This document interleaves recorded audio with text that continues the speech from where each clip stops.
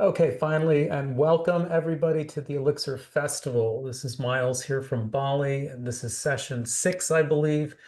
We are working with the themes from Return to the Elixir, and we've had a great privilege and delight to have now an astounding array of talented luminary guest speakers join us.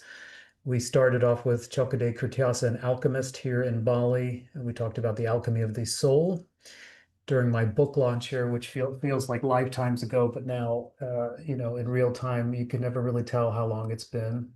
And we went then to mythologist Phil Cousineau, who's an accomplished author of some 30 books and really helped us understand narrative and meaning and myth, and to bless us as the heir of the lineage of Joseph Campbell.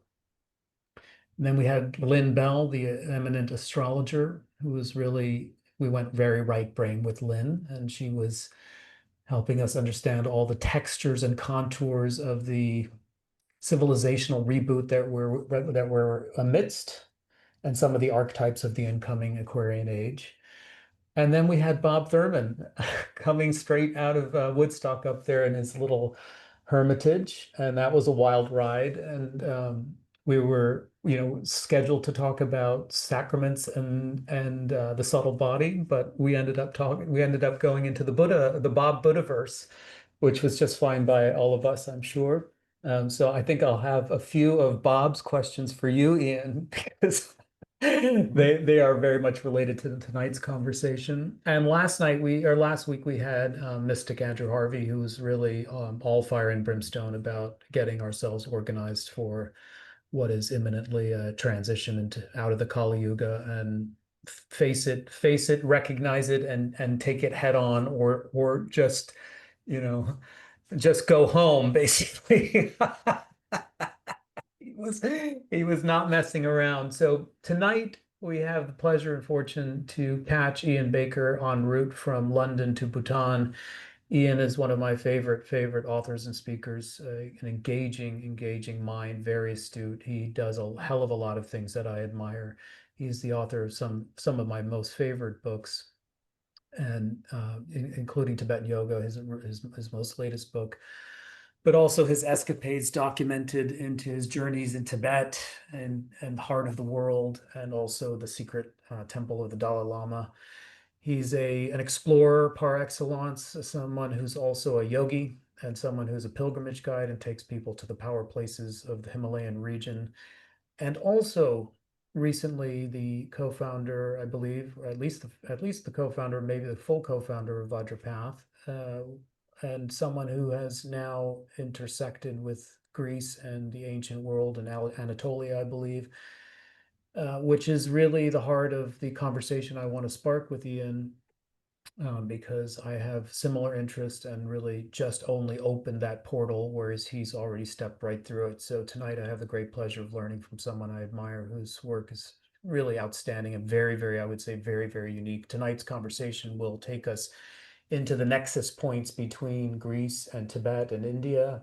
It will take us into the use of psychedelics and as a sacrament. It will take us into the subtle body, because we weren't able to really touch on that with Bob, and so Ian will is equally adept to converse on those topics. And so, without further ado, Ian, please just tell us where you're, what portals you're stepping out of and into, just by way of orientation. Well, I just stepped out of Suvarnabhumi Airport portal into the hotel. Well, I'll be just for the next couple of days, and then flying early Friday morning to Bhutan for the fifth so-called Vajrayana Buddhism conference. The first one started in 2016 with this theme of tradition and innovation in Tantric Buddhism. Of course, Bhutan is in the last of the so-called Himalayan Buddhist kingdoms, which has Vajrayana Buddhism as a state religion. So it's a very unique situation in the world today. And the conferences have all been trying to look at the place of Vajrayana Buddhism in contemporary society, with, of course, its ancient roots. For trying to, and the conferences are hosted by the central monastic body of Bhutan, which says a lot just in its name. in the sense of it's, an attempt to reconcile the highly institutionalized forms of Vajrayana with some of its more yogic Siddhacharya roots.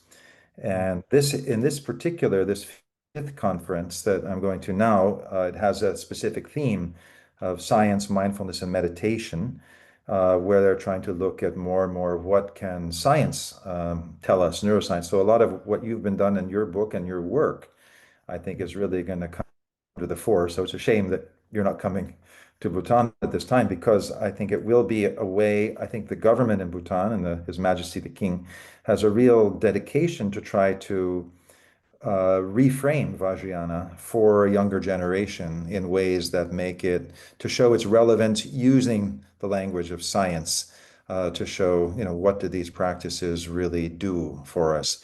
And at the same time, in this conference, it's also looking at some of the what lies at the origins of a tradition that was founded by often case quite wild Mahasiddhas who were often overtly rejecting the ritual that was current even in their time in the 8th, 9th, 10th, 12th centuries, in monasteries and in the Brahmanical tradition in India, especially. So they were kind of, as we know, kind of renegade yogins, but at the same time, they were deeply associated with the origins of Vajrayana. So there will be, as I was going to mention, one particular talk on looking at the role of psychedelics in Vajrayana, and in this case, in his talk, it's going to be particularly looking at well, ayahuasca on the one hand, but also looking at Syrian rue in combination with chacruna. So it's a very interesting. Syrian rue, as we understood, was something, which relates to our interest along what was happening along the Silk Road in terms of the genesis, if you will, of this very syncretic phenomena of Vajrayana, which really was happening at the crossroads of Shaivism, Buddhism, Taoism, as well as the Greek mystery traditions. And then Syrian rue, which of course is a prominent MAO inhibitor, is held to be an ingredient in some cases in the ancient homa that was used in the Zoroastrian tradition, connected uh, clearly by language even with the Soma tradition in India. Mm. So anyway, so I think there'll be some interesting conversations that emerge, on that aspect of your work. There was also a Bhutan Innovation Forum last October, in which someone from Chacruna Institute in California gave a talk, and then His Majesty the King was very interested in her talk, which was on psychedelic assisted therapy, and he asked for a private audience with her to discuss that more.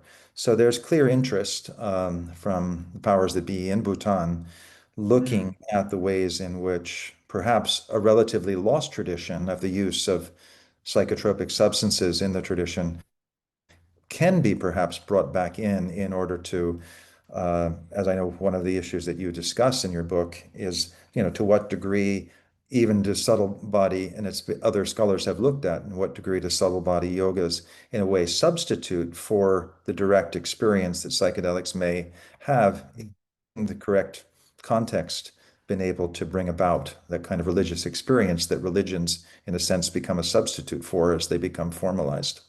Mm. Well, that's a So. wonderful introduction. Thank you. And so relevant to our talk. I mean, basically, I'd like to take a big zoom out to get the context here, the sort of because it's how I help it how it sort of helps me frame the very nuanced discussion that you're having right now. There's interest, okay, from the King of Bhutan and with scholars on both sides of the conversation, from the science side and from the psychonaut side or the internal side. It's not a coincidence that these topics are now coming to the fore. I wanted to pitch to you just by way of opening this conversation in the biggest, largest frame. We could start historically, because I really like this nexus point at Swat Valley as a starting point to contextualize the convergence or the cross-pollination between traditions, Mhm. and hopefully that conversation will take us more specifically into the use of some of the psychedelics and then the associated or concomitant practices, tantric practices. But there's just by way of image. I asked the publishers to put two images side by side in the book. I really wanted the book the centerfold of the book to have these two images uh, juxtaposed with each other. Mm. Yeah. Uh, One is, of course, Dionysus, and the other Vajrayogini, and but it strikes me their actual form. I don't know if this is appearing online. Can you see it clearly? I can see it quite clearly. Yeah. So I've just by way, what I mean, if I had maybe shown this to my teacher Geshe Tenzin Zopa, he might not have much to say about the Hmm. the the positioning of these two icons. Hmm. He'd have definitely have a lot to say about Vajrayogini for sure. And I have some thoughts about this, but I'm more curious about your thoughts on what is it when I show you something like that, what kind of associations come for you just by Yeah, way of well, I'll be happy to share that, but then I'll definitely want to see what you read in that Rorschach, as it were. Uh, and of course, I think, what I see or what comes up for me when I see both those images paired, and it's also interesting thing Vajrayogini, in the Naropa's vision of Vajrayogini. So rather than a frontal form, she's in her side position, as Naropa is said to have seen her, and then holding up this brimming skull cup of the ambrosia.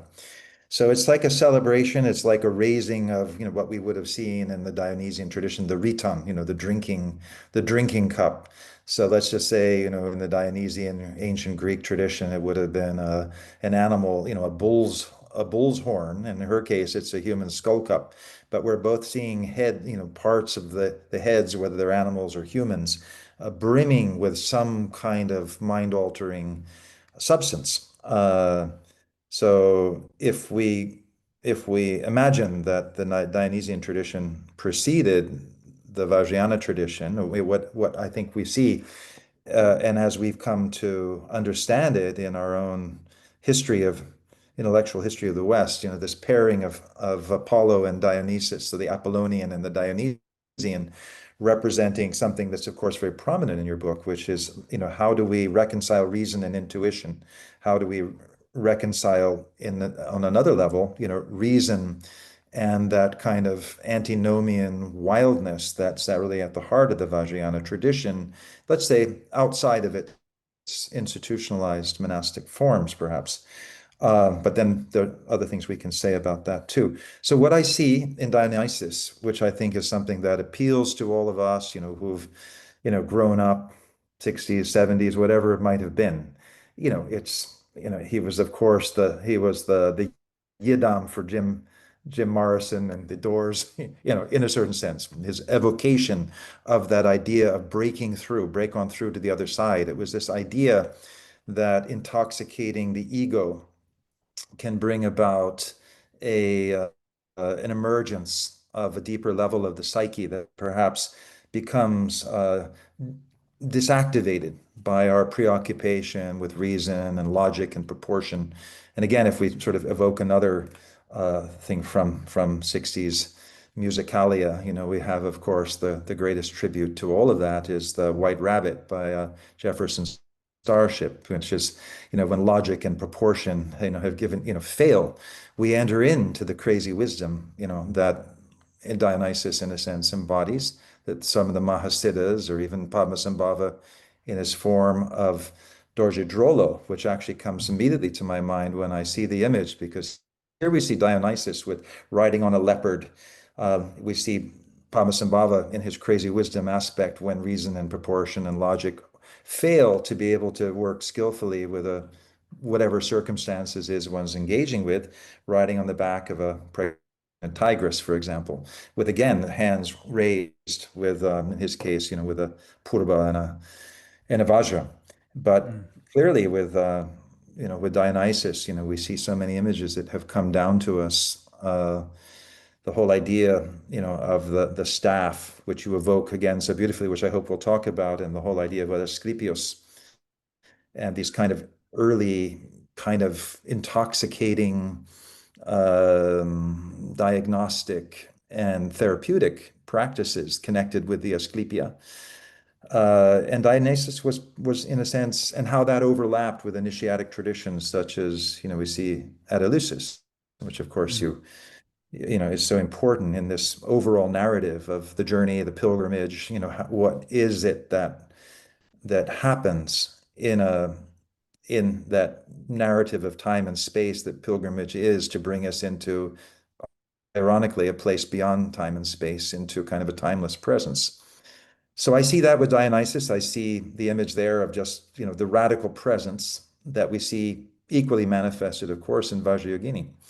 In this case, Vajravarahi, just there in a circle of flames, that incineration of the ego, that of course she is the central icon for the practice of inner fire. And that inner fire, as we see it first evoked in the 9th century Vajra Tantra, is to incinerate the objectified images of Buddha that we associate with our own subtle anatomy. And it's to burn them out. It's to extinguish the conceptualized idea of an objectified Buddhahood, which is separate from our own embodied being.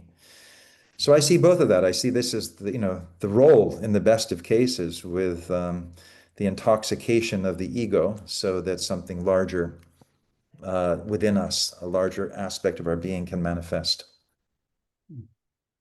It's so rich. It's so beautiful. One little image can just you can just open up the whole conversation. I love that. Thank you. For me, I think, I wasn't as clear as you, so I'm glad I'm getting some good feedback and putting putting some orientation in finally after 5 years of writing this book. I mean, for me, a lot of it was just responding intuitively to different kinds of imagery and different kinds of synchronicity. And I think for me, there was this inner call to bring harmony or restore a paired opposites. And the motif kept coming over the years. There were different forms of this inner call for a resolution or a synthesis. One of them was in the Shaiva Buddha tradition here in Java, which I'm sure you know a lot about. But that archetype came, and I wasn't aware of it. It just struck me. And we ended up doing a pilgrimage with Geshe Tenzin Zopa to the Borobudur, where we did a ceremony atop of Borobudur with a joint Shaiva Tantra master. So there were the returning of a kind of synthesis that once dominated the landscape of those megalithic sites that was sort of lost for almost 5 centuries. Mm-hmm. And there was a kind of archetype that was calling me on a breadcrumb trail in a way, and just following that led into an extraordinary reunion, which forms the last chapter of the book. But there were others. This idea that reason has gone way too far and needs to be recoupled with intuition was another one. Mm-hmm. Sort of trying to understand the landscape in which we find ourselves, where, for example, in the pandemic, when the breakdown of science is a classic example I use, where we're just over reliant on rational reason, and it's no longer serving us. We don't know how to navigate when science breaks down and fails to orient us, because we've lost touch with how to intuit, how to read, how to sense make. Um, there was also this idea, I hadn't been so familiar with Demeter and Kore. Also, the reunion of the underworld and the overworld stories is another way of understanding it. And Jung also was dancing between, coherence and madness. Mm-hmm. And so this kind of juxtaposition really grappled me. But this one in particular was very unique in the sense that it also was asking me to look at history and a deeper conversation that I think we take for granted or just gloss over. Um, so much more cross-pollination and conversation between traditions than I think many, like, just meditators and yogis, people that are interested in these, like, give credence for. Mm-hmm. And there was something about being at the tail end of where we are at the end of the Piscean age, where the sort of monolithic religions have sort of outdone their number. Hmm. And there's an opportunity there in the shadow. There's a sort of yearning to sort of crawl out of the ivory tower or the sort of or the echo chamber or crawl out of the monolithic structure in order to just be relevant, but also to have this kind of return to a conversation instead of this sort of vying for market share kind of attitude. There's something like the importance of symbiosis. And I Hmm. with your studies, I just want to throw it back at you. Take us into the swath and what you think was going on there, because what I hope, in a way, is that there can be a return to greater cross-pollination and cross-cultural and interdisciplinary dialogue.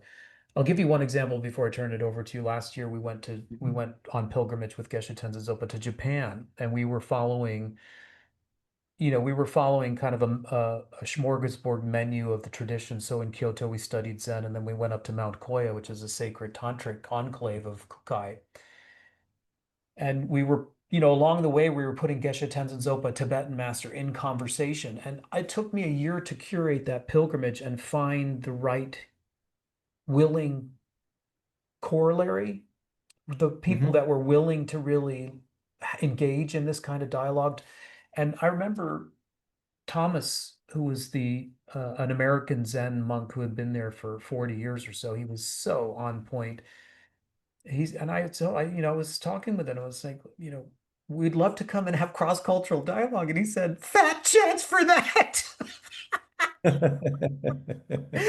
I said, what are you talking about? We come in spirit of peace. We want to learn from your tradition. And Geshe Tenzin Zopa is an established master, Geshe. I'm sure people have questions. And he's like, people just get on with their own practices. They're really not that interested. And I Hmm. thought, what a shame. But in the end, we did find a small sampling of representatives from these traditions. And what bore out of those conversations, I thought was really incredible, because in the end, some of the tantric the tantric Japanese actually don't have full lineages. And they were really, really interested in, for example, Lamrim.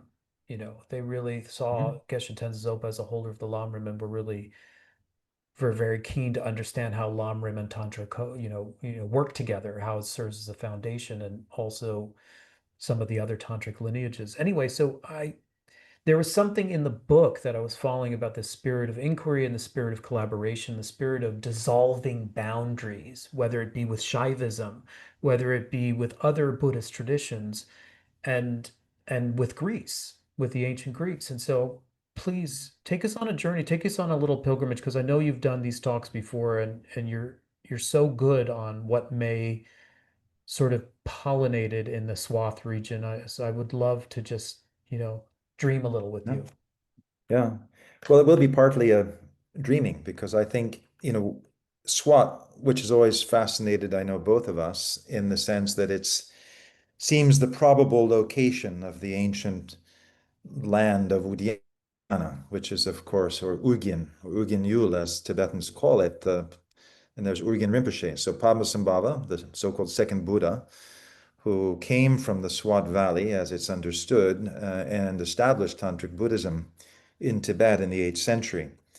So if we take that at face value, this would, and the tradition at face value, is that a lot of the Buddhist tantras were, in a sense, emerged from this land of Udiana, which in Sanskrit actually means garden. So it's quite interesting. So, and it was a very lush, beautiful, still it is a beautiful, lush landscape, very different from Tibet, very different from India per se. But Have you been up there? no, Mm, unfortunately, I mean, it was a stronghold of the Taliban mm, as well. And I now with what's happening between India, I mean, it's for sure one of the places I want to go most. mm. But from the 7th century, as we know, when it was the, Islamic raiders, Turkic raiders had already been Islamicized, and they began to come in, and that's already when, I mean, it's part of the story, I think, of Udiana, because from my understanding, so Swat was part of the greater Gandhara, which was also part of the Indo-Greek kingdom. which was established by Darius II in what was it, already second century BC, having come down from Bactria. And then there were sort of these divisions of these areas where early Greeks had already uh, been established in the wake of Alexander the Great. We know that, Gandhara, Greater Gandhara, is the first place where we see an image. The first images of the Buddha are are made in kind of Greek style, and they show a standing Buddha in a kind of Greek toga, on a pedestal with a kind of solar halo sometimes, but with hands in mudras that also were used in Greek theater, connected with Dionysus, to indicate who was speaking. So we see this very, very profound imprint of artistic style from Greece in the earliest examples of anthropomorphic Buddhist art. But what's sort of less kind of explored, I'd suppose. I mean, we also know about Pyrrho, who was the Greek philosopher who brought back a version of Mahayana philosophical inquiry, who was, contemporary with Alexander the Great.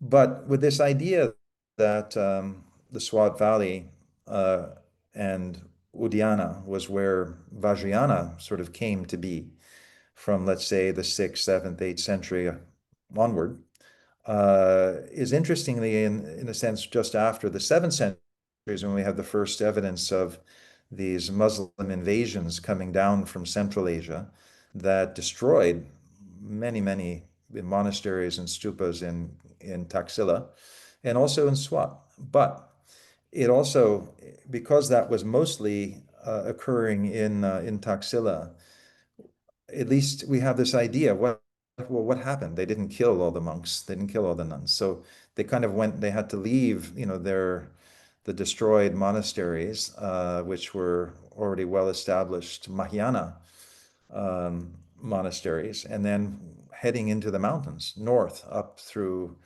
into the Swat Valley, into the foothills of the Hindu Kush, where we also have evidence before that of a cult of Dionysus that was established in what's called Nissa. So even in the time of Alexander, there were already Greeks who had entered into that area. So it was already a Hellenized environment. And even in north of there, what's now Nuristan, there's also a tradition. There was the area of that actually somehow escaped the initial wave of Islam and maintained these dances. They have a kind of deified form of Indrabhuti. So we see, and also a very strong viniculture based on wine, and that's very true throughout a lot of the archaeological record of Swat Valley shows all of these places where wine was made. So we see again that strong connection with Dionysus, of course, through the culture of wine, and we know that wine, wasn't always just simply fermented grapes. There were many other herbs and substances added to the wine, which may have made it in many cases either, in the symposium, which were actually wine drinking intellectual parties, they watered the wine down, but there were other cases, of course, where the wine was spiked. So we don't quite know what was happening in Swat, but we do know that there was actually theater. We do know that there was actually Dionysian ritual happening involving wine, involving flowers.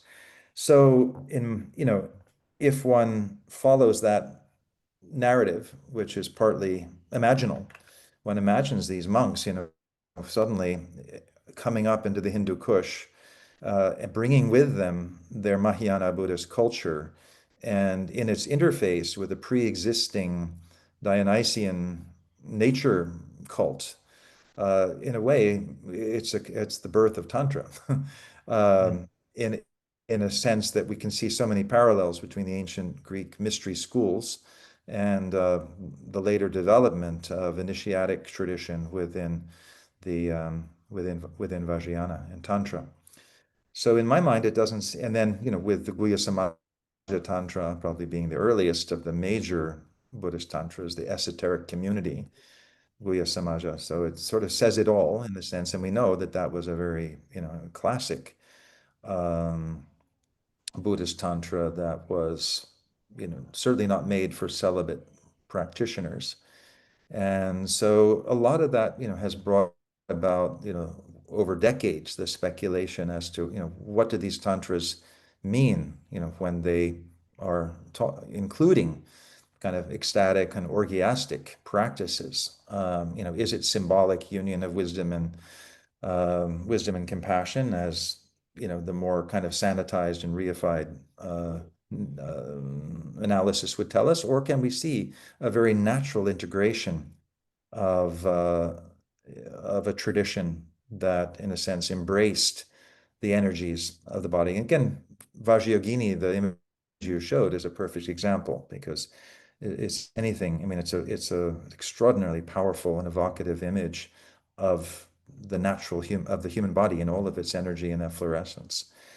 So, in my view, with the archaeological record on the one hand showing this very, early evidence of a very widespread viniculture, of cultivation of grapes and the production of wine, we don't have overtly tantric imagery from there, with many, many stupas that were also eventually destroyed. But there are some notable images that, would appear almost to be like Padmasambhava appears, with or a Buddha, with Buddhas on both sides. We also know from the Chinese pilgrims who traveled there already, from the 600s, before it was, and their record shows it very, very interestingly, in the same way that Kashmir was, because it's sort of part of that same geographical strata, that there was tantric Shaivism and there was Yes. Buddhism, all in present simultaneously. And I think that's where Bali is so interesting, where they talk about the Shaiva Buddha tradition. It's an overt syncretism between the Shaiva Shakti, and then what we see in the Yogini Tantras as they developed and emerged within Vajrayana, let's say from the 8th century, after the earlier Guhya Samaja Tantra, for example. Mm. Yeah. So just in brief, just to summarize that, I mean, certainly Swat was also part of, this whole network of trade routes that we call the Silk Road, but which was never one discrete corridor or avenue, but it was multiple interweaving routes. But it was part of that Silk Road, which was also often called the Musk Trail, or the Musk Trails. But what that was, as we know, was not just about trading goods. It was trading ideas. All the caravanserai were, functioning in a lot of the way monasteries functioned as caravanserai. They were places where for 3 days, in many cases, you could stay free of any charge, and so much was exchanged, and so much drama and intrigue and intellectual pollinization happened in those places, and it was a sharing of techniques and ideas. So I think SWAT was part of that. Oh, that's fascinating. I mean, when we were talking about Greece and Buddhism, and but then you made reference to the Shaiva Tantras, and then I wondered about Egypt too, how far, if Egypt had through Greece had in any influence. But I guess to return to the original spirit of it was the spirit of inquiry and the spirit of cross-pollination and the spirit of curiosity and the spirit of exchange. For me, that's what I anticipate with the transition, that we are energetic transition, at least from the cosmological perspective, that we're heading into a kind of different kind of signature energy, where the kind of idea that walls will come down. Mhm. And I think this is, on the one hand, it can devolve into a kind of new age mishmash of very superficial ideas. That would be the worst case scenario. But on the best side of it is what can be innovative. And so when you Mhm. when you were talking about the king of Bhutan being curious and then asking for, it's like a reverse request of an audience with this scholar, to understand the neuroscience of it. And I think we see that with some of the lamas too, like Mingyur Rinpoche is very interested in the neuroscience from the conversation with Richard Davidson, of course, the Dalai Lama too.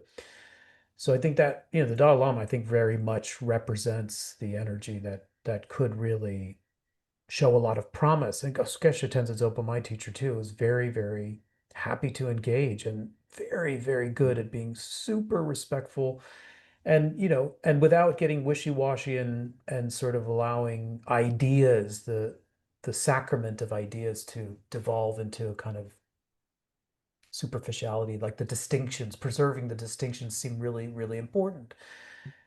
And of course, this is another archetype that emerged in my writing, which I think is it's now the motto of Indonesia, the government of Indonesia is unity and diversity. It's this idea that you need both sides of this pole. You need to be able to have diversity of ideas.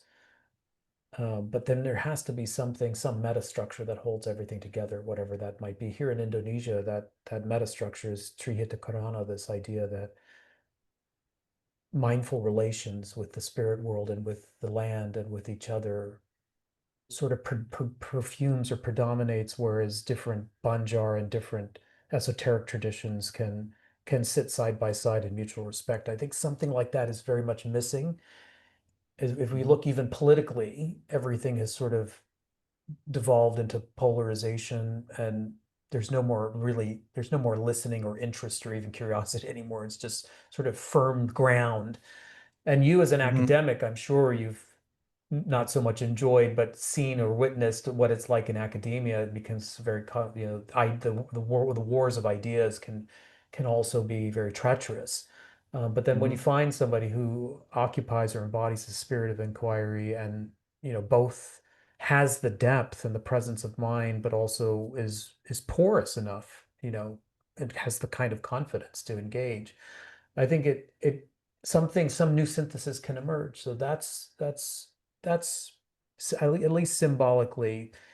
There was another phrase in the book that I used as a kind of refrain, which was to go back in order to go forward. There's Mhm. something inside the human, the collective unconscious, I might call it, that Mhm. is asking us to go further back in time to the way things used to be in order for us to move forward into a new kind of space. Mhm.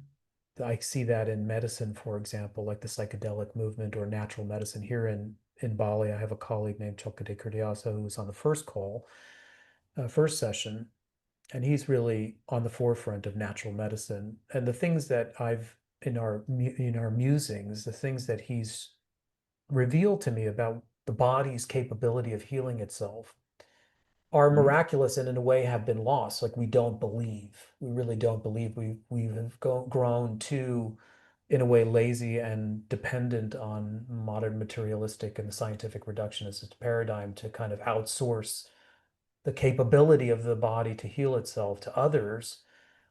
So I'm framing this as kind of it's so juicy for me because that's how I see SWAT. I see it as a remembrance of Mhm. what it might have been like in these caravanserai. I noticed it on Instagram that you were recently in Anatolia, which is a place I frequented when I was a child because my grandparents lived in Turkey and actually had a hotel in Cappadocia so I saw you there. Ah. But on there you see the routes, the trade routes, you see the caravanserai, you see the resting places, you see where and that was a beautiful image that you cast for us of just people of different faiths, religions, sensitivities, predilections, practices having conversation. I think that this is something I want to seed in our conversation and those listening, because I think it's a very powerful image to hold in mind for because we are on the cusp of co-creating something new.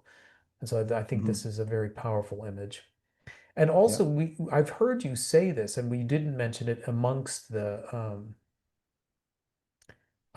traditions, but the Sufi tradition too. Mhm. In Yep. fact, I've heard you say something that the Sufi tradition maintains something what approximates the six yogas of Naropa. Did I Well, catch that right? there's one branch of course, Sufism has many branches, and I'm not going to pronounce it properly, but the Kurbuaj. Actually, we were on this trip that we just did in April, along the Western Silk Road, as it were, from Ephesus to Cappadocia. We, of course, went through Konya, where Rumi had established his order of Sufism, the Mirlava, which was of course, known most for the dervish, for the spinning tradition, but met with a very extraordinary Sufi dervish there, who I asked specifically that question of, and he said, no, absolutely. He said people have a lot of misconceptions about Sufism because Sufism had to be very skillful in a certain sense, adapting to Islam, on the penalty of death, as it were. But he said, his story, which was very interesting, and I'd love to go into that further, just for the research. He said the Sufis they had white blankets, and they were basically like siddhas, like mahasiddhas. They were wild, uh, mm, practicing in their own way, and that they took, when Muhammad came along, they thought, oh, well, maybe, maybe if we kind of join with this, and our order will gain more stability if it's sort of under the umbrella of this emerging Mohammedism, before it certainly became even Islam. And so, in the way he talked about uh, the dervish tradition, he said all of these things, it was again a very syncretic tradition of these kind of Siddha types who, they weren't part of Islam until it seemed expedient to become so, but they always, there was even that story of Sufis who couldn't make head or tail of the Quran, so they hung themselves upside down, thinking it would make better sense if they read it upside down. But it was kind of, I think it's more of an apocryphal story that shows that it's a tradition, like Zen, outside the scriptures. It's a transmission of the heart in the case of Sufism, because it's so much about the heart, which is not always the most prominent quality that we see when we see, Islamic fundamentalism, for example. So it was very exciting, going to Konya, meeting with several dervishes, but this one in particular, and going to Sham's tomb as well as Rumi's tomb, and seeing the degree to which, we know that there were all with the Mughal Empire in India, there were Sufis, there were fakirs, there were yogis. So there was this kind of great syncretism.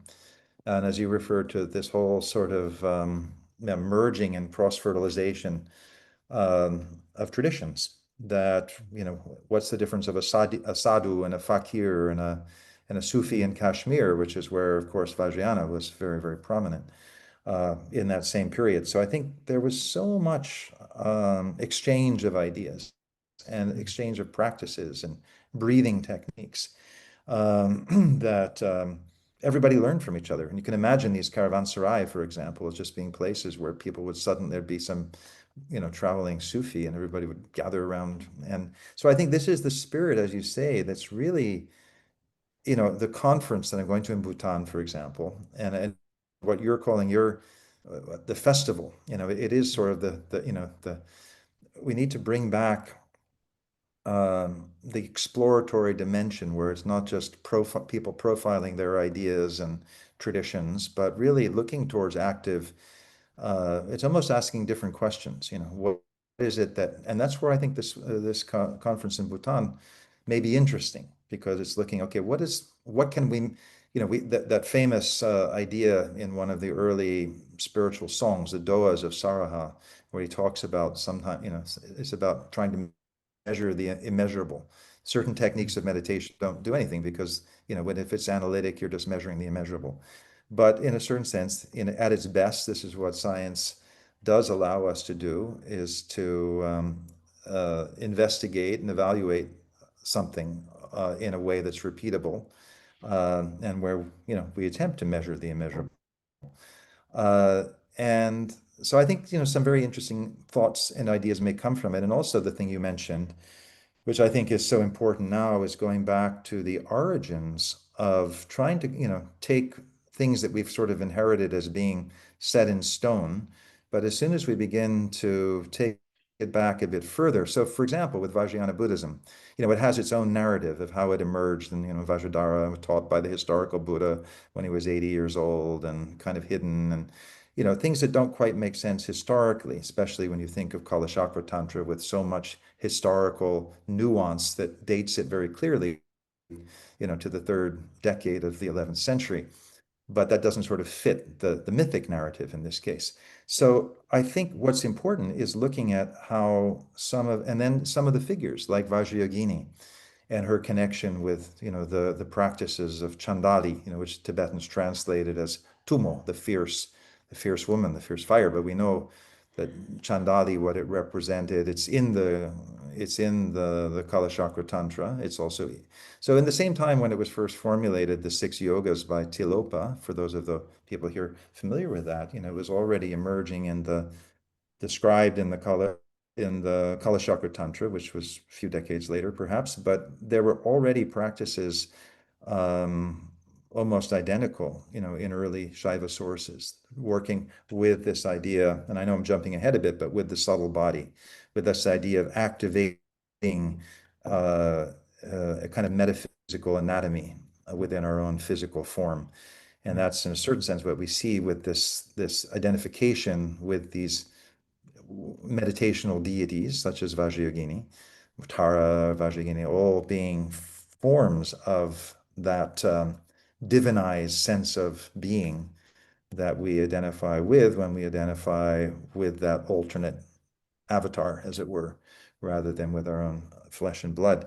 So I think, for example, I'll be talking on this time in Bhutan, looking kind of at the early evidence of Tumo before Chandali, which is of course the original term, when it first appears in Indic literature, and how it was understood, how it was meant, and of course, the great diversity of ways in which that so-called inner fire, which is often clearly uh, connected with Kundalini, which was a much earlier iteration, but it was the same idea, the Kunda Kundali, which was this kind of alchemical crucible in the pelvic cavity.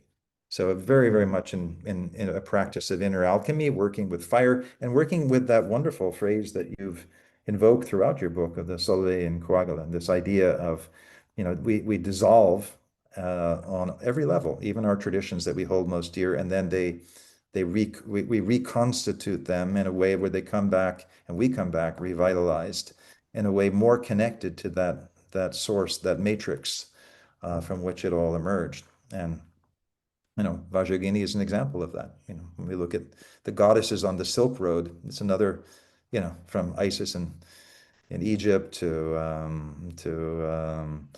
Athena to before her to all of the different goddesses that appeared uh, on the journey.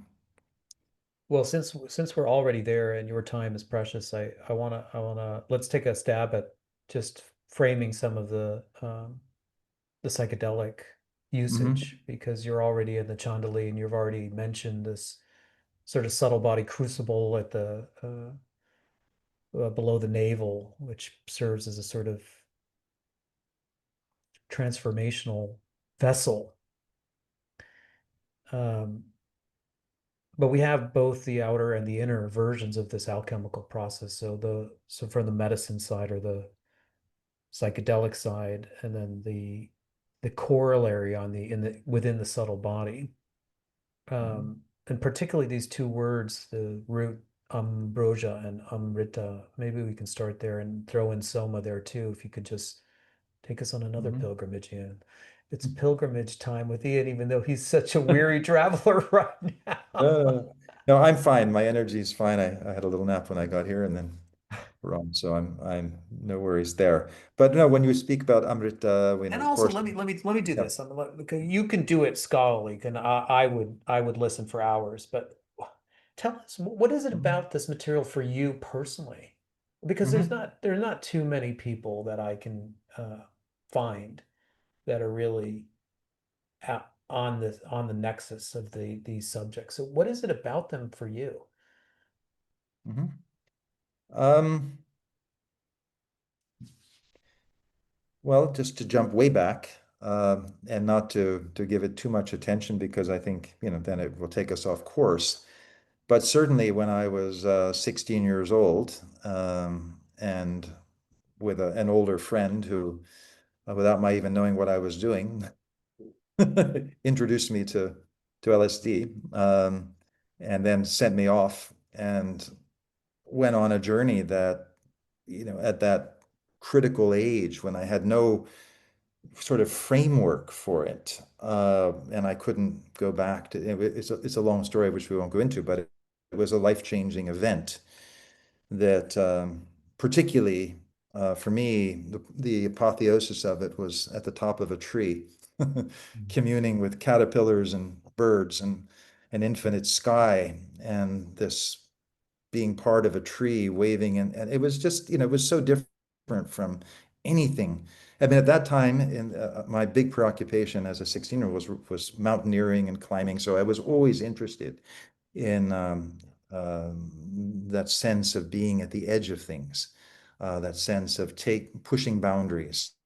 But suddenly, I had an experience that then stayed with me. And then when I did see my friend the next day, then he gave me, Carlos Castaneda's, a separate reality or a Yaqui way of knowledge, whichever one the first one was. And then I was in, and I was suddenly fascinated by this idea of how plant medicines can awaken us to possibilities that remain dormant until something shifts in our experience. So, as I said, it was a teenage experience that, in a way, was also very much in parallel with my other major interest then, which was radical mountaineering, the vertical world, pushing limits. So that was part of it, and so that's remained, and it's also what brought me, first to Nepal when I was 19, which with both the mountains and my introduction then to my teacher, Chatur Rinpoche, and Tantric Buddhism, is a whole nother conversation, but the idea that the way it connects so powerfully to nature. And so my back door, as it were, into Vajrayana Buddhism was when I asked my intellectual question, he just looked at me and said, "Can you spend a month alone?" And I said, "Yeah, there was a reason." He goes, "Okay, come back when you have a month and I'll send you to a hidden land, and then you won't have to ask me what they are. You will know." And in that month, which, is short, cutting through to what so many things arose in the mind, in the body, in that was again a way that connected me to a tradition and to a practice and to a lineage, that where all of these things were, in a sense, operative.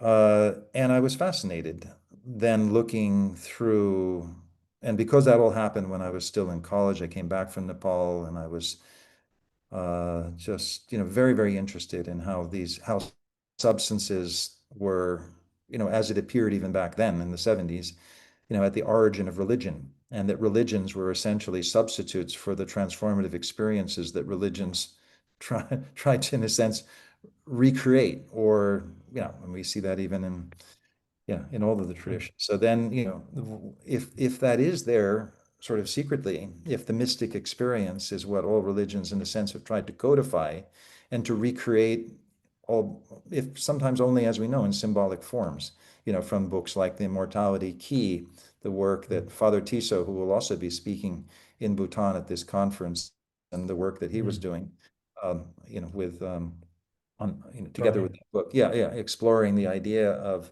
psychedelic Eucharists, really at the origins of the Christian tradition, and in our shared interest in what was happening at Eleusis in ancient Greece for centuries. There was a tradition, a practice that combined pilgrimage, combined a transformative experience through the drinking of the kikyon, through a substance that, was clearly mind altering and life changing. And yet the secrets of it somehow remain intact, because under penalty of death, they had statues there of people who had tried to break the secrecy.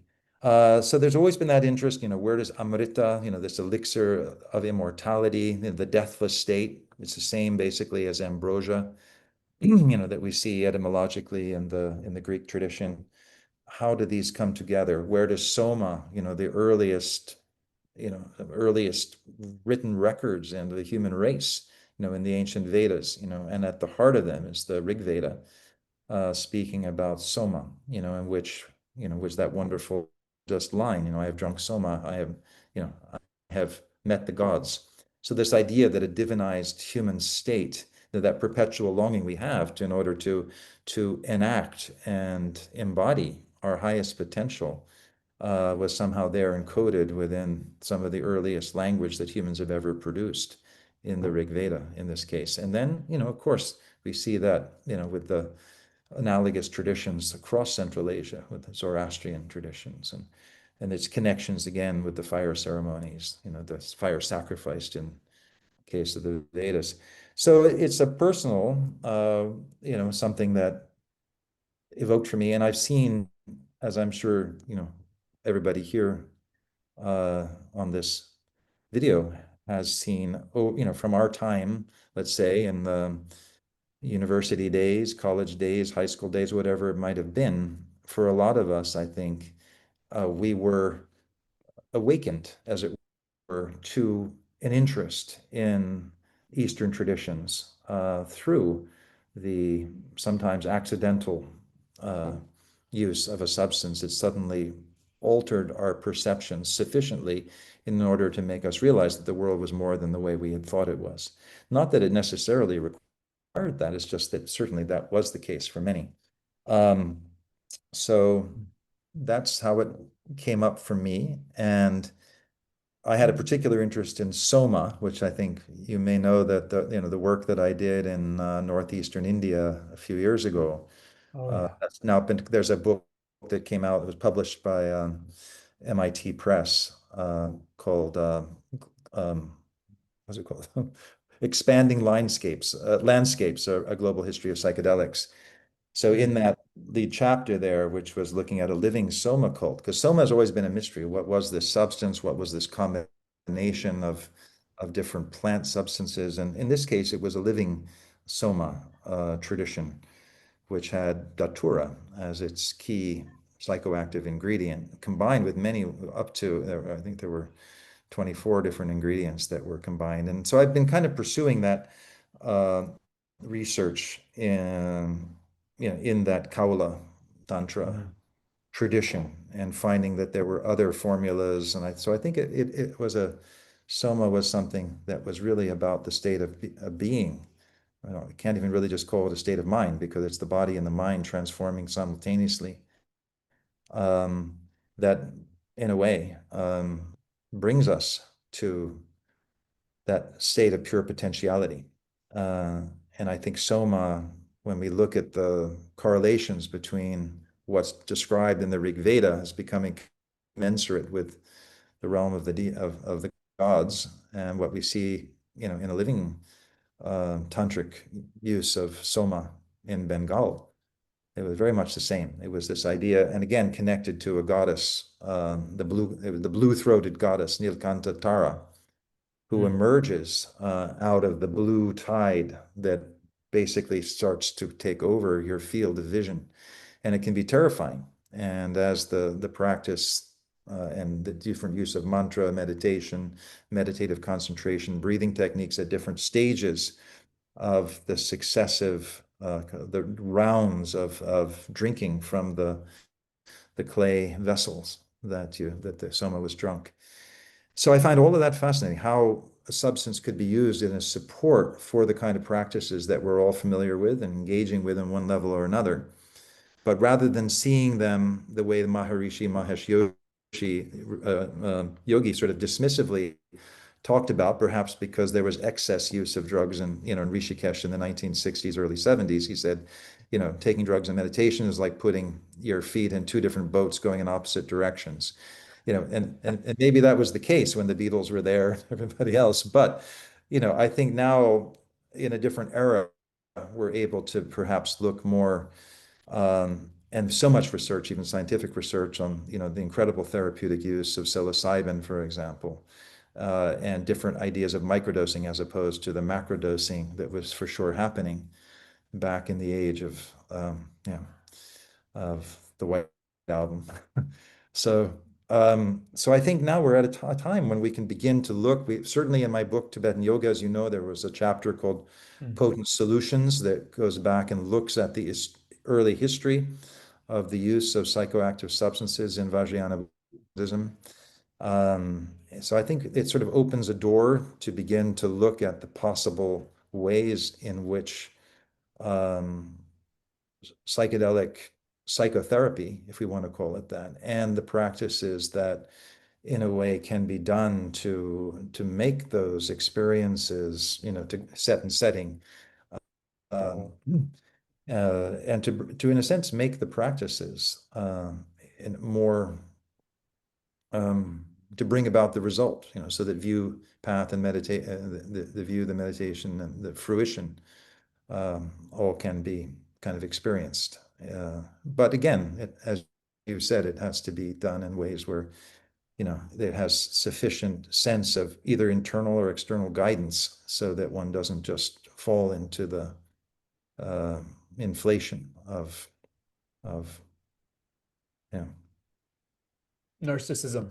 no, yeah, narcissistic ecstasy, whatever it might be. Ian, if you, I mean, part of the challenge, I guess, that may have happened in history would have been,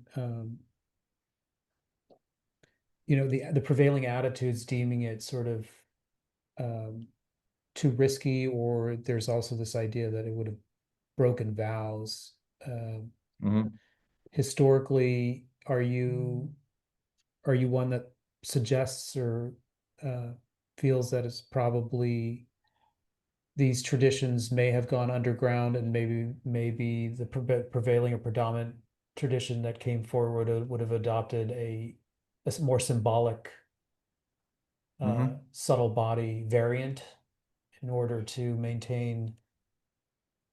Do you think Mhm. it's as linear a relationship or correlation as that? There's something about even Yeah, today, the prevailing attitude. I mean, I know a lot of people, myself included, that would have gone decades studying Buddhism and never considered psychedelics even an option. sure. But something in the zeitgeist has obviously changed. And then when you start to look back and you start people through your work and others start to see that no, this has always been part of the origin, but Mhm. at some point in the story it goes underground, so much so that even your contemporary story of finding the Bao tradition or the cow what did you was it uh Kaula. Yeah, Kaula Kaula. tradition. I mean, even there they must be really a rare kind of find, and there must be a lot of animosity or sort of, or how are they treated in context in the area? Are they how are they treated by those that they're surrounded by. They're that sort of Well, in very active Tara, well, tradition. just to go back, well, in Tara Pete, which is one of the 24 great tantric pilgrimage sites in both Vajra Tantra as well as in the Kaula tradition. So we can see a lot of the overlap between the Shaiva Tantra and the Buddhist Tantra in the way that the 20, not only there's the 84 Mahasiddhas, many of whom are shared between the traditions, as well as the 24 so-called power places, the Shakti Pitas, which are of course held both by the Buddhist and the Hindu tradition. So in Tarapit, the I met many other. I went back again. Unfortunately, my main informant had died when I went back after COVID, but met with another prominent tantrika there who, again, yeah, it was common. It was understood that this was part of the use, that these were, interestingly, he had a term for, he said their code word for soma, when they used it in the context of tantric ritual, was called karan. It means question. It brings you into a state of questioning the nature of yourself, of nature of reality. So it was very interesting, the way he described it. So there was absolutely no sort of negative connotations associated with it. The negative connotations was the abuse of it. And there was a term, I can't remember, they were called soma. So it was recognized in the tradition that people abusers of soma, or who didn't go through the proper procedure of preparing it, which would take over a month to do because you had to bury it underground, you had to ferment the rice, you had to do many things. But he said, some people will go to the bazaar and they'll just mix in triple X rum, for example, rather than, along with the tour, and then, they lose their minds. So there was a definitely recognition of the abuse and the harm that could be done if the substance wasn't made properly, if it wasn't done in the right context, in a sense, the right guidance. So that was there. But I think what was also very evident is that when I asked him, was there, is this written down? Are there texts you have on it? He said, well, the original informant said there were, he had from his teachers, but those had long kind of vanished. And then the second teacher said, well, this, he said, he said, you've been involved with Vajrayana because he was very familiar with Vajrayana as well, even though he himself was a Shaiva Tantra. He said, there's what's written in the text, and then there's what the teacher teaches. And that's absolutely, we know that, academia has privileged the written texts, whereas practitioners privilege the oral transmission Mm. from the teacher who may teach in ways that are completely at variance with what the text tells us. So this is, I think, always an issue that's very important to keep in mind. The oral tradition and the textual tradition, and when do they, sometimes they're not in accord. And then we have to remember that things were written down, they were so-called, they were written in coded language so that they wouldn't be understood properly. So there were many, many issues. There's a lot of problems connected with the written textual tradition, which of course the oral tradition with a qualified teacher can immediately uh, clarify. But for Mm. example, just when Chatra Rinpoche, for example, who was a great Dzogchen teacher and had taken a vow even to abstain from alcohol. But I asked, from the Vimanintik, so from a very era of Padmasambhava, we found, it's right there in the text where it describes a distillation made from datura and goat's milk that's then made into a substance that you drop into your eyes through a eagle's quill in order to induce visions that we see in the Dzogchen tradition, described in the Dzogchen tradition. Also, interestingly, so we see the same phenomena in the Maoshan tradition of Taoism. But Mm. he said, yeah. And then I researched that whole thing with great lamas who had spent years and years in retreat in Bhutan. And they said, who told you that? And I said, well, it was something that kind of, he goes, well, yes, we use that, but it's kind of like, that's if it's not working. If you're not getting the visions through pressing your eyes or holding your breath, then yeah, then we can use It's a backup option. it's a backup and you get the visions very quickly. But again, it's just that again, the indication that there's an oral tradition and a textual tradition, and Mm. particularly in in a esoteric tradition based on initially on on very systematic visual initiations, for example. It's understandable that a lot of those traditions have been kept hidden because again, if they just sort of came out in ways that weren't contextual, they could definitely be problematic. So I think that's there. But we're in an era now where, as His Holiness Dalai Lama has also said years ago, when I first published that book on the Lukang murals, which were again supposed to be completely secret, nobody should see them. He said literally, time of secrecy is over, and he wrote that in his forward to the book as well. He said, no, what needs now is much more thorough and comprehensive and detailed explanation. And that's where we'll clear up misunderstandings rather than from trying to keep some things hidden, some things revealed. That will just lead to confusion. Mm. So I think we're in an era where that's very, very clear that, more and more deeper and comprehensive research and practice, in a sense, has to be um, to come out. And it's again in an era, a digital age, nothing nothing really can be kept hidden very effectively. And so the power of the tradition to, oh, well, the idea of hiding this practice is because then it will be revealed skillfully at the right time and place. Unless you sort of keep your head in the sand, it's not going to really work that way. So it's a different model, I think, that has to come out now uh, with more clarity and openness and more dialogue, as you're, I think, calling for as well. I think we have to recognize the degree to which, Alexis Sanderson at Oxford University showing how passages in the Chakrasamvara Tantra were lifted verbatim from pre-existing Shaiva Tantras. We have to see that these texts were composed through a deep and powerful syncretism between traditions. And that doesn't invalidate anything. It just shows that, oh, well, there's something powerful there. And Chatra Rinpoche was the same way, Mm. as was Dudjom Rinpoche before him. where they met with like Agori Babas and Ramnath Agori were, and when I would go off to India with some of my pursuing a Kaula event, he said, tell me, I'd come back and he said, well, what did they teach? What did you show? What kind of yoga was it? So a great interest. And they said, yes, we have that too. Um, and his view was, if there, from a Dzogchen point of view, if there's an understanding of the nature of the mind, then there's no limit to the practices that one might engage with that would actually um, be useful as auxiliary means, as it were, for reinforcing that realization. So that I think is to me a very enlightened perspective. That's, of course, we don't see it everywhere. And again, it was something. Again, it was an oral teaching rather than something he ever would have written down.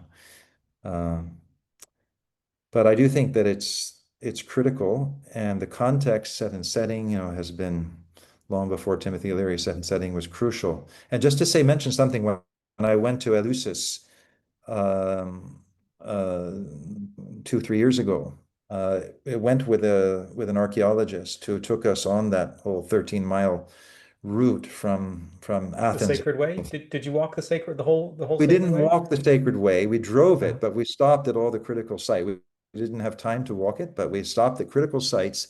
And what was fascinating was to learn how how it worked. There and different places. Oh, this is where people would then praise you for being part of this procession. And if they caught a flicker of a smile of pride, you were taken out of the procession. And another place, they kind of throw stones at you, and just you're foolish. And if you showed any kind of degree of anger and lost your equanimity, again, you were taken out from the procession. But interestingly, the last temple, it was only in ruins now, but it was just like a mile or two from Eleusis itself before you got to the Tessestrian, was an Aphrodite temple. And as she explained, this was critical because unless you entered the sanctorium of Eleusis with that sense of embodiment of love, you were again unqualified in order to receive the sacrament. So I found that incredibly powerful and revealing and exciting in the sense that the Demeter and Kore, all of what they represent, and the idea of Hades, which etymologically isn't hell, it just means that which is unseen. So the this being shadow. Yeah. pulled down into the shadow world, literally the underground, the underworld. But that Aphrodite was there kind of as a critical checkpoint, as it were, to make sure that your mind and disposition were in the right place before encountering the mystery. I'm glad you brought up Eleusis because I think maybe it's a good place to wrap up on because there I think we see the confluence of all three of these sort of technologies, if you will, the psychedelic sacrament or the alchemical medicine. You have the subtle body practice, which requires initiation and extensive studying, and the pilgrimage. There's this idea of the notion of the inner outer or outer inner and secret pilgrimage. I think very much there in Eleusis, you see all three of them there too. Again, I think one of the comments I think is maybe it's just a very common observation that the people can spend very, very long time in intensive practices and not reach some sort of breakthrough embodied realization. And yet, with a psychedelic boost, if you will, or assistance, there's very clear cut through, you know, direct access almost. But then I can see all the caution around it. It is the caution around these things are justified in my sense because all the nungdro and all the intensive purifications and all the long hours of collecting or accumulating merit, they're absolutely essential to sustain that view, that deep realization, and to in our culture we are transfixed with these holy grail ideas of spectacular breakthroughs and biohacks. I mean, they're all the phase right now. So I'm always quick to really challenge the underlying idea that you can get anywhere very quickly that has any long-term value. Uh, because I think there's something about entertaining the shadow, the difficulty of pilgrimage, the challenge of completing all the austerities and the giving up and the sacrifices and the purification of mind that is actually soul building. It's like creating the infrastructure, the psychic infrastructure to hold view and to embody view. And so there's something, I mean, even in the Greek, the lesser mysteries, they took 6 months. I'm sure they were practicing intensive, what I can only imagine they would have been something like purification practices, meditation Mhm. practices, all the kind of stabilizing practices. I can only imagine that that was half the year, for the initiates would have been revolving around that kind of psychic infrastructure, personal development, creating receptivity for the mind and creating maturity for the mind. um, then the pilgrimage and then the psychedelic make sense when they all come together. And then we're talking about the post psychedelic experience. All the integration on the back end is another long trajectory or gradual process. So, I mean, do you have any comments just to sort of wrap up bringing all these three things together? I mean, you are someone who leads pilgrimages. You've been studying the subtle body tantras for a very, very long time since, I mean, that was your Mhm. introduction and your doorway in, and the psychedelics and the plant medicine. So that, you're in a particularly uh, noble position, very, very blessed position to comment on it. Mhm. Yeah, no, I think what you say is absolutely true that, Mhm. we're in a vulnerable period. For example, uh, uh, there was just in New York, I was part of a conference called Psychedelic Buddhism that took place at the New School for Social Research in New York at the end of February. And a lot of, people attended online. I wasn't able in the end to go in person, so I participated virtually. But it was very, very interesting to see the recounting of people's experiences. I mean, a whole the degree to which, let's say, the subject is even permissible, as it were, in a context of Buddhism. And at the same time, exactly, I share your thoughts completely, is that without sufficient preparation, it can be the mind is it's a very vulnerable phenomena. And I have experienced myself, casualties of whether long term or sometimes longer, where there has been an alteration of consciousness that hasn't necessarily been brought about, the outcome that one would ideally want to see. So there's a risk for sure. So how to mitigate those risks? So what does that involve? And we all, we know from our own experiences where the same substance, the same dosage can bring about, it's like Aldous Huxley's book, Heaven and Hell. His account of the after doors of perception. He wrote a book, Heaven and Hell, which was again where the unpredictability of the visionary experience, whether it brings us, into the celestial realms or down into the netherworld. So how does one prepare the mind and the body if it's suddenly opening itself to the underworld? How does one navigate that? And how can navigating that in the end, like Marcus Aurelius, can it make you stronger? If Mhm. you, how can what are the guidelines? And especially if you don't have a very trained guide to lead you through the experience. My experience would be that it would work best in initiatic contexts so that there is, as you say, lamrim, there's a gradual path that prepares you, as the Lesser Mysteries did, for an experience that then in context can bring about a tremendous awakening. Uh, doesn't mean that it's going to be easy, as we know, and that was very true of the Soma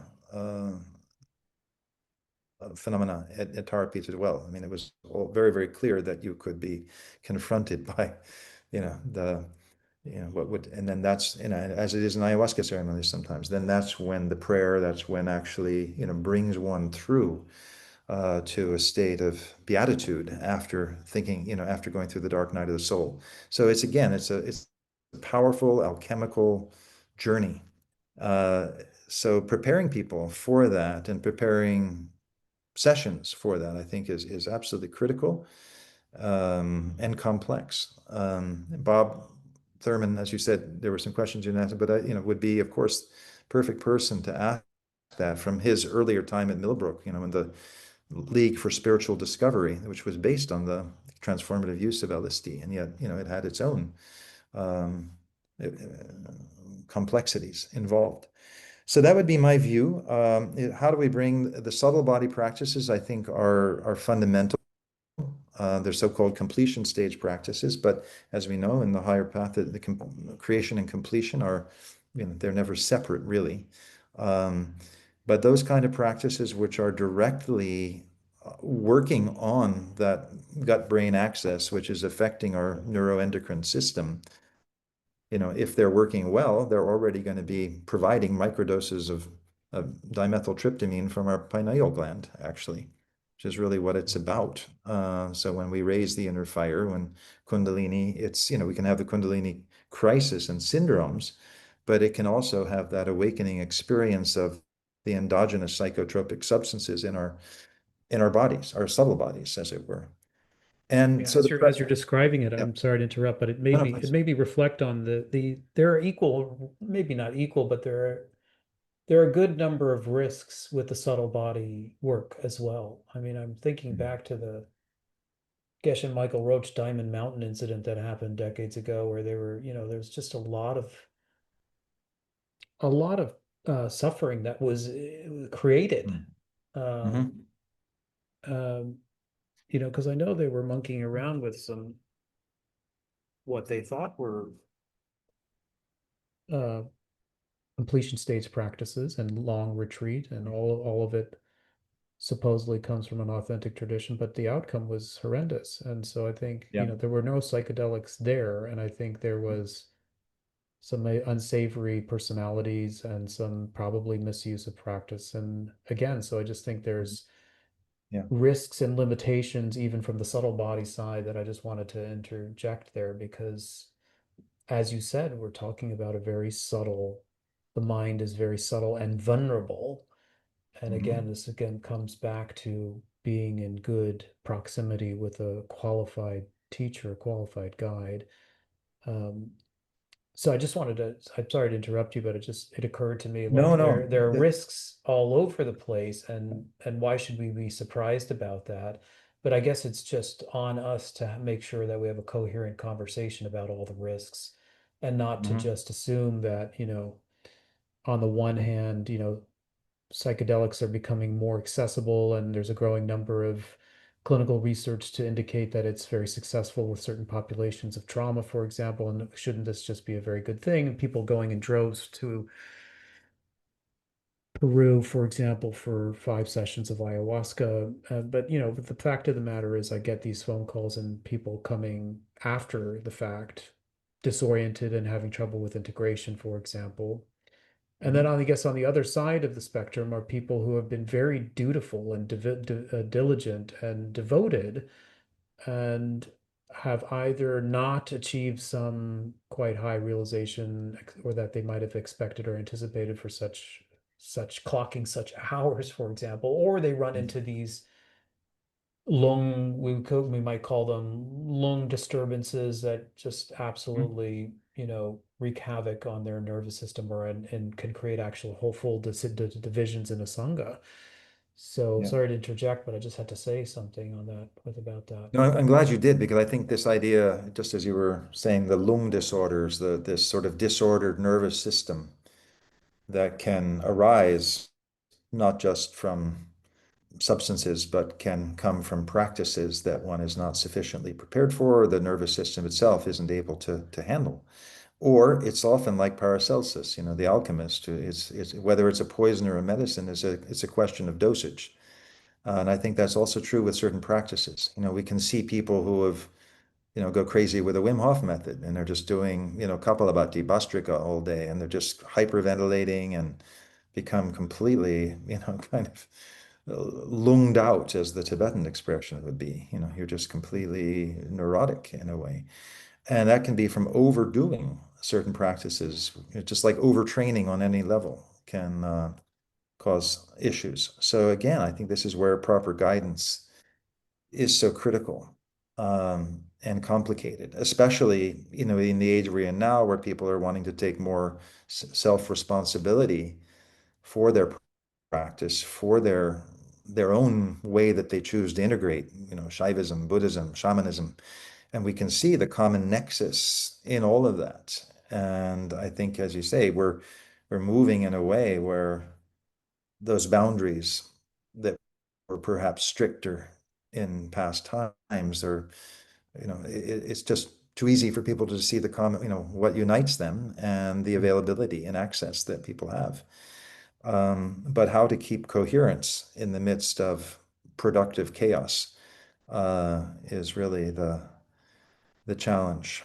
And chaos, I don't mean it in a negative sense. I mean the way Trungpa Rinpoche once famously said that chaos is good news, because it basically, in the opening of that film, Zeitgeist Revisited, it was an extract from one of his talks. And the idea is that we can become reified into our ideas of things. And it's that idea that chaos in its productive sense opens up the field.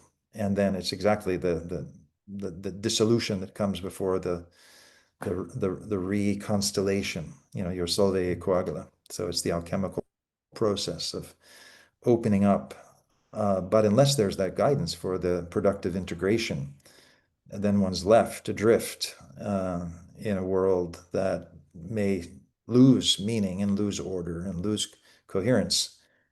So these, I think are very contemporary challenges that we're facing, in the world today. I mean, in a way, there's no end to this conversation, because all of this is taking place in a world that seems to be also going into chaos, with political systems that just seem to be more and more nonsensical, losing coherence and reason by the day. Uh, and so it really, all the more reason why it's so important for us, meaning collectively, to have a sense of practice, to have a sense of path, to have a sense of something that we can rely upon, that gives us that resilience in the midst of chaos, in order to feel that we're moving in a direction where, not just for our own survival, but for the benefit of all beings. Literally, it's all of our responsibility not to sort of be swept into that samsaric maelstrom that we see across the planet today.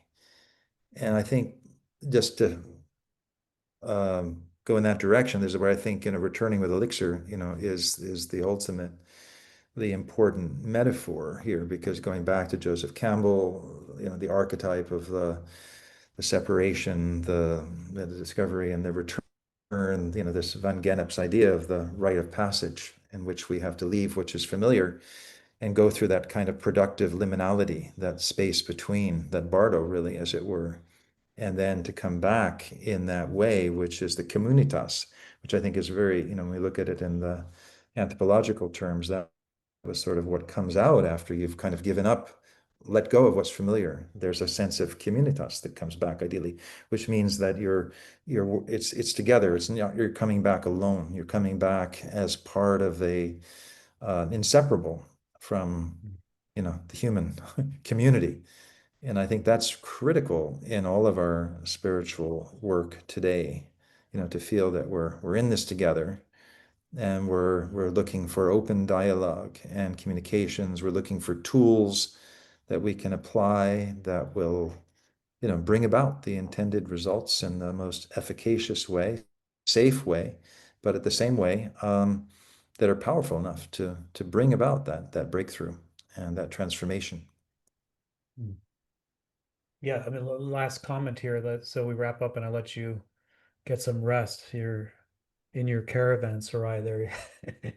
The I mean, given the global context we find ourselves, which is definitely a solve coagula. I mean, we're definitely in the free fall now. I mean, there's no going back. And this is a global initiation. This is a great opportunity for consciousness, really. Where I asked this of Andrew in the last session, because he also leads Sacred Journeys. What what is Mhm. it about the Sacred Journey for you? How does it light you up? What does it mean for you? And how does it play a part or a role in this sort of civilizational transition that we're in? Mhm. Yep. Well, just I would say, for all of us, the sense of a sacred journey, the sense of a pilgrimage, meaning uh, it's particularly now where we we don't know how much longer we're going to be able to move around the planet the way we have, since the end of the COVID lockdowns. There's this sense where um, and for many, living in lives which are, let's say, more embedded within a habituated environment, there can be something extremely productive about, we actually, it's that call that Joseph Campbell, evokes as you explain in your book, which is where we separate ourselves from what's familiar in order to defamiliarize the world. But we do that in order to become familiar with a level of being within ourselves and the world at large that whereby we come back expanded and transformed. So I think that is the transformative journey, which I think is what pilgrimage and a sacred journey is. It's a journey where we come back differently. It doesn't mean we're going to come back rested and renewed. It may be that we've been challenged on a profound level that allows us to kind of go back into our familiar worlds, but in a way where we've been opened, we've been sensitized, we've been exposed to something that it hasn't been available to us in our domestic circumstances. So again, it would be different for different people, I feel. But I think that the opportunity for rewilding the mind through a dehabituation and defamiliarization with our everyday coordinates, and whatever that involves, whether it's extreme nature, whether it's extreme cultural shifts, whether it's substances that are involved, I think all of that is active, working on our inner body, whether we call it a subtle body or just on our that place where mind and body are in completely inseparable union. The sacred journey is what our whole life on earth, I think, is about. So I hope we can continue with them.